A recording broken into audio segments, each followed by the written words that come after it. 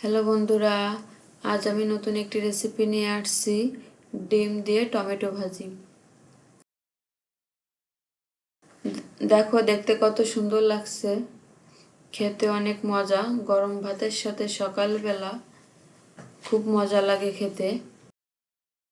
তৈরি করতে আমার লাগছে ছোট সাইজের দুটো টমেটো, একটি ডিম, পেঁয়াজ কুচি, রসুন কুচি, কাঁচামরিচ চিরা। এরপর আমি একটা কড়াই নিছি, তেল দিব। তেলটা গরম হয়ে গেছে, একটু নাড়িয়ে নিব। একটি ডিম ভেঙে দিব, দিয়ে ঝুরঝুরি করে নিব।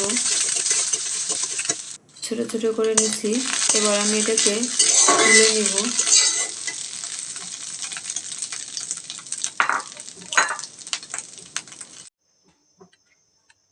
ওই একই কড়াইতে আমি আবার তেল দেব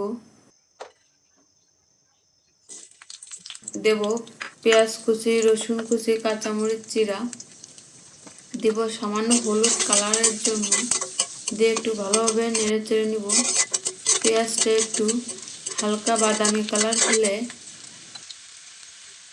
ওই ফোড়নে দিব টমেটো, আমি ছোট ছোট করে কেটে নিচ্ছি। এবার দিব লবণ, হলুদ দিয়ে আমি ভালোভাবে একটু মিশিয়ে নিব। এরপর একটা ঢাকনা দিয়ে আমি ঢেকে দিব, অল্প আঁচে রাখবো। কিছুক্ষণ পরে ফিরে আসলাম, টমেটোটা নরম হয়ে গেছে।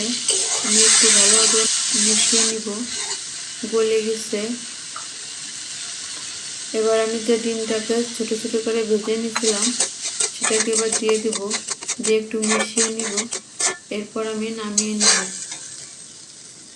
আমার রেডি হয়ে গেল ডিম দিয়ে টমেটো ভাজি। তোমাদের যদি ভালো লাগে তাহলে তোমরা বাসায় তৈরি করতে পারো। এত সময় আমাদের সাথে থাকার জন্য ধন্যবাদ।